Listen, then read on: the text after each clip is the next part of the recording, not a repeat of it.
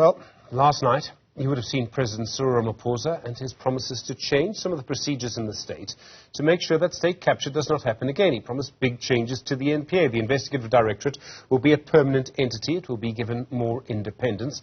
Also, he said that there will be changes to the way that boards are appointed for SOEs. But he did not announce any action against those whom findings were made by the Zondo Commission, who are in the cabinet that's he appointed. Raées Pather is an investigator at the organisation Open Secrets Raées. Good afternoon to you. In your view, does this response by the President, does it go far enough? Is the President actually acting appropriately to the findings of the Zondo Commission? Hi, Stephen. Actually, I think that the President has fallen kind of short.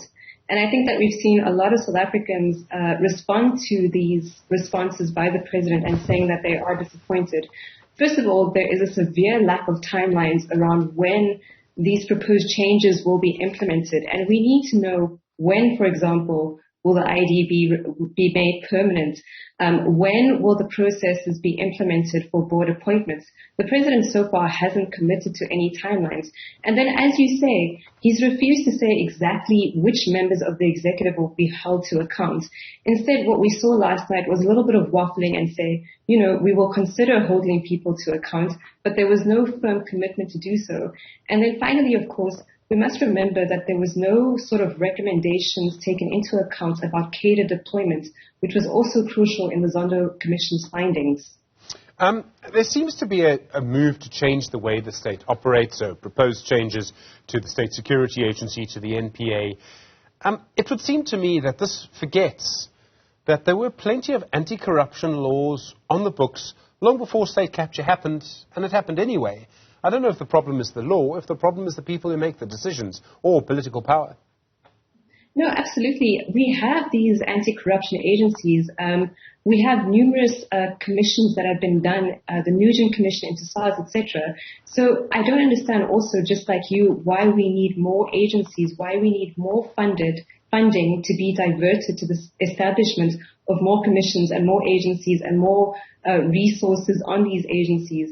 Instead, we should be looking to strengthening existing agencies and to holding those people to account who failed to stop state capture when it was possible so many years ago.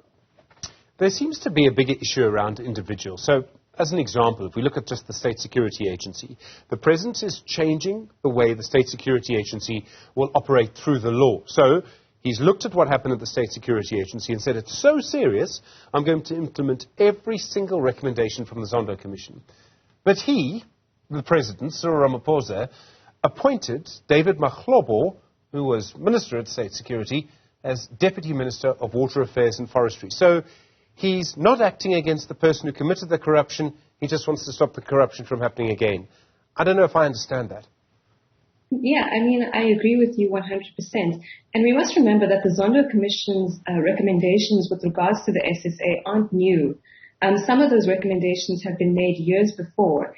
And then also, I think there was a recommendation that the Inspector General be responsible for a lot of the recommendations that are happening. We must remember that the IG office has not been substantially treated and supported in recent years, and that office has, in fact, not been very efficient. And the President hasn't said what he is going to do to make the structure more efficient. So I think there's definitely a deficit there. And we must also remember that the SSA is a hugely important structure. We last year saw an attempt at an insurgency in Johannesburg and Durban. And this could have been thwarted if we had a credible SSA. And it seems that the President isn't really taking this very seriously. Such an important point to make. You've been investigating the NPA's ability and the NPA's capacity to prosecute state capture crimes. You published your own report on that. If you look at the NPA now, you look at what the President has said about the Investigative Directorate, the Investigating Directorate, and the way the NPA head will be appointed and all of those things. Do you think the NPA will actually have the capacity and, I suppose, the ability to properly charge people and prosecute people for what happened during state capture, or are you still very worried? I think I'm still very worried, and I think that there are many South Africans who are still very worried. If you look at one of the things that the President said last night, he said that there wouldn't be an inquiry into PRASA, for example, because he's relying on the Hawks and the NPA to do their jobs. The Hawks have been sitting with PRASA for many, many years. In fact, during his tenure as chairperson, Poko Molefe applied to court to compel the Hawks and the NPA to do their jobs. So far, that case has not moved forward, and we don't know what the Hawks are doing.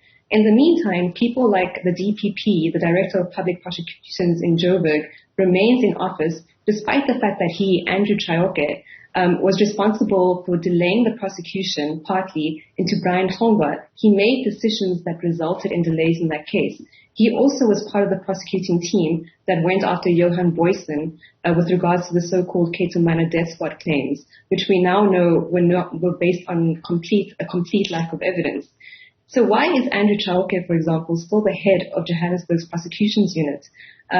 This means, that we have very real worries about the capabilities of the NPA to hold its own to account.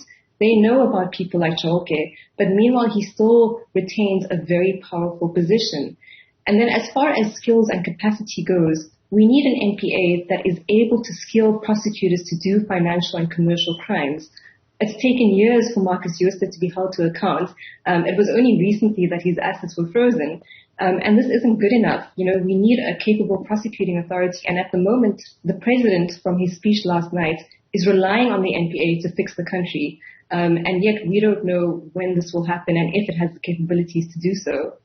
What would be an appropriate response then, Risa? I mean, would it be a specific action against specific people? Are there other measures that you would have preferred the president introduced last night? Certainly. I mean, I would have preferred if the president had, first of all, taken accountability and said yes. He was deputy president of the ANC at a time where corruption and state capture thrived. What did he do? I would have preferred if he had said that yes, there were key members of the executive and the ANC who were involved in state capture, and this is what I am going to do to hold them to account. These are their names, this is what they've done, and they're going to be fired. I think that would have been a preferable response to the very vague plans that were made last night, again, without timelines and without being questioned. He didn't allow journalists to ask important questions. And this is not the sign of a responsible president at the moment.